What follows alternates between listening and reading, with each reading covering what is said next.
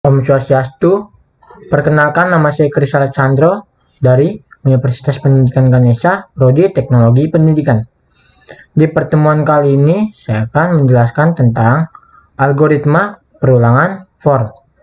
Nah, di sini saya menggunakan software Dev C++. Sebelumnya saya sudah membuat contoh program perulangan for. Nah, pertama-tama kita include iStream. Include iStream. Nah, iStream itu yaitu input output atau input output standar dalam bahasa C++ yang ada dalam file kita. Lalu using namespace std yaitu standard library, yaitu memanggil fungsi-fungsi dari iStream ini. Lalu int main ini berfungsi sebagai pintu masuk atau awalan pada pembuatan program. Nah, lalu kita ke cout atau console out. Console out yaitu keluaran atau yang akan menampilkan print dari yang kita buat. Contohnya di sini saya membuat print nama saya, lalu name dan lain sebagainya atau data diri saya. Nah, yang dinamakan cout yaitu, nah ini dia yang dinamakan cout. Jadi saya membuat print nama saya cout, lalu akan ditampilkan oleh coutnya di sini.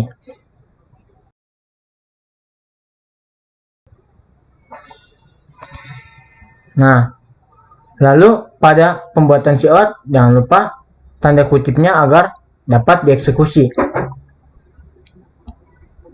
Lalu kita ke integer. Integer di sini saya menggunakan variabel huruf. Variabel pada integer bisa dimasukkan variabel angka dan juga simbol. Nah, lalu kita ke cout jumlah perulangan. Nah, jumlah perulangan ini yaitu yang nantinya akan menanyakan input atau berapa banyak input yang akan saya masukkan atau jumlah perulangannya.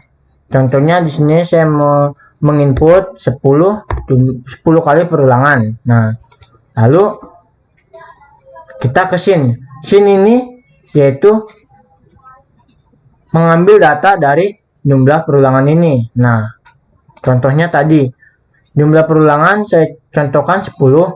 Lalu yang dinamakan scene itu yaitu ini. Ini yang dinamakan scene. Mengambil data dari jumlah perulangan atau yang dipertanyakannya ini. Lalu kita ke for. For di sini yaitu ada 3 bagian, inisialisasi, kondisi, dan juga increment. Nah, yang pertama yaitu inisialisasi. Inisialisasi di sini saya membuat 0, maka akan dimulai dari perulangan ke 0. Apabila di sini inisialisasinya saya ubah menjadi angka 1, maka perulangan akan dimulai dari angka 1. Lalu kondisinya di sini apabila semua program atau semua sistem yang sudah true dan sudah terpenuhi, maka akan otomatis selesai. Nah, increment di sini yaitu maksudnya menambahkan satu persatu datanya hingga semua data terpenuhi. Contoh ini perulangan 1, kedua, nah ini yang dinamakan incrementnya. Apabila incrementnya saya masukkan min, maka contohnya di sini saya membuat min 10.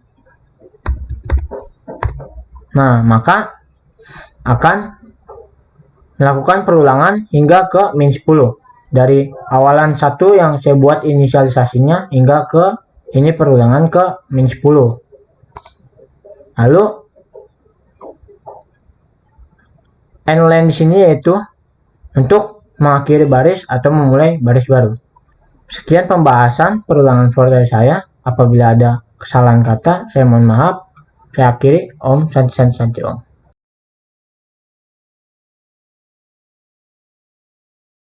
Om Swastiastu, kembali lagi bersama saya Kris Alexandro dari Universitas Pendidikan Ganesha, Prodi Teknologi Pendidikan. Nah, di pertemuan sebelumnya saya sudah menjelaskan tentang algoritma perulangan for. Lalu, di pertemuan kali ini saya akan menjelaskan tentang algoritma percabangan if. Nah, di sini saya sudah membuat contoh program yang sudah saya buat sebelumnya, yaitu program pembayaran. Nah, pertama-tama kita include iStream, lalu using namespace standard library, lalu kita ke int main. Nah, kedua ini sudah saya jelaskan di video sebelumnya, lalu kita langsung saja ke int main. Int main ini sebagai pintu masuk atau awalan seperti biasa untuk memulai pembuatan programnya. Lalu kita langsung ke programnya, program pembayaran. Nah, di sini scene-nya ini saya masukkan variabel berupa angka dari total belanja yang inputnya dari masukkan nilai belanja. Nah, if di sini jika total belanja lebih dari 300.000, maka cout atau keluaran yang akan ditampilkan print selamat Anda mendapatkan cashback dari Majilan sebesar 25.000. Namun if total belanja di bawah dari 300.000, maka cout keluaran akan menampilkan print terima kasih telah memakai aplikasi ini. Langsung ke terima kasihnya.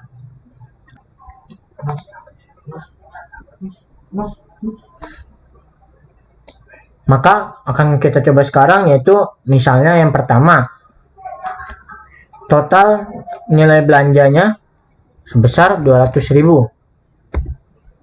Nah, maka cout yang akan muncul yaitu print terima kasih telah memakai aplikasi ini. Namun apabila total belanjanya contohnya 400.000, maka selamat Anda mendapatkan cashback dari Majilan sebesar 25.000. Nah, jadi di sini if ini berfungsi sebagai batasan total belanja dari 300.000 ini. Sekian penjelasan percabangan if dari saya. Apabila ada salah kata, saya mohon maaf. Om Santi Om.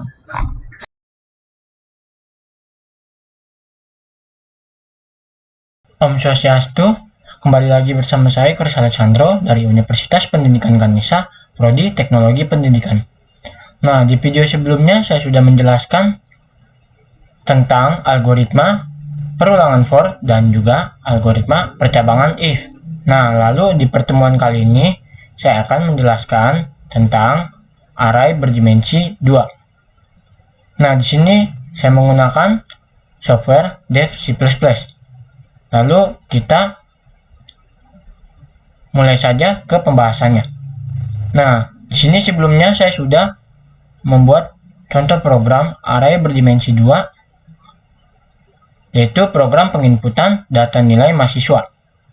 Nah, pertama-tama include iostream dan juga using namespace standard library. Nah, di video sebelumnya saya sudah menjelaskan tentang kedua ini. Nah, lalu int main ini yaitu pintu masuk atau awalan dalam setiap membuat program. Lalu char ini saya pakai untuk yang nantinya diisi dengan nama mahasiswa yang akan kita input. Char ini berupa variabel huruf yang mempunyai limit 100 huruf. Lalu int nilai ini yaitu yang nantinya diisi dengan variabel angka yang mempunyai limit 100 angka. Lalu int siswa ini yang nantinya akan diisi dengan jumlah siswa yang akan kita input nanti, yaitu misalnya di sini jumlah siswanya 2. Nah, lalu 2 itu akan masuk ke int siswa ini. Lalu kita mulai ke compile-nya. Nah, silahkan masukkan jumlah mahasiswa. yang sudah saya jelaskan sebelumnya, cout yaitu keluaran atau yang nanti akan ditampilkan dalam compile-nya, yaitu ini. Sini saya membuat print, silakan masukkan jumlah mahasiswa, saya isikan tadi 2. Nah, sin ini bekerja mengambil data dari yang kita input tadi, yaitu 2. Nah, sin itu bekerja untuk mengambil data 2 dari silakan masukkan jumlah mahasiswa. Lalu line ini yaitu membuat baris baru atau mengakhiri baris. Nah, input data di sini saya menggunakan perulangan for. Yang sudah saya jelaskan sebelumnya, ini sebagai inisialisasi dan ini sebagai kondisinya, lalu ini sebagai increment. Nah, lalu sini saya membuat cout masukkan nama mahasiswa. Contohnya seperti ini. Teman saya Ibnu. Nah, sin di sini berfungsi mengambil data dari masukkan nama mahasiswa yang saya input tadi, yaitu Ibnu. Nah, nama di sini berupa variabel huruf. Lalu cout yang ini berupa variabel angka yang nantinya akan kita input, contohnya nilainya 70. Nah, sin di sini berupa variabel angka. Lalu ke tampilkan data. Contoh kan tadi saya memasukkan jumlah mahasiswanya 2. Satu lagi saya contohkan Widnyana. Nilainya 80. Nah, tampilkan data. Tampilkan data juga saya menggunakan perulangan for. Cout-nya nama dan nilai yang menjadi keluarannya, nama Ibnu, nilai 70. Nah, lalu nama ini diambil dari data yang sudah kita input tadi, yaitu Ibnu, dan nilainya 70. Lalu yang kedua ini yaitu perulangan for yang saya pakai. Karena saya memasukkan jumlah mahasiswa, maka perulangan sebanyak 2 kali. Dengan input nama, Widnyana, dan nilai 80. Nah, sekian pembahasan array berdimensi 2 dari saya. Terima kasih. Apabila ada salah kata, saya mohon maaf. Saya akhiri. Om Santi Santi Santi Om.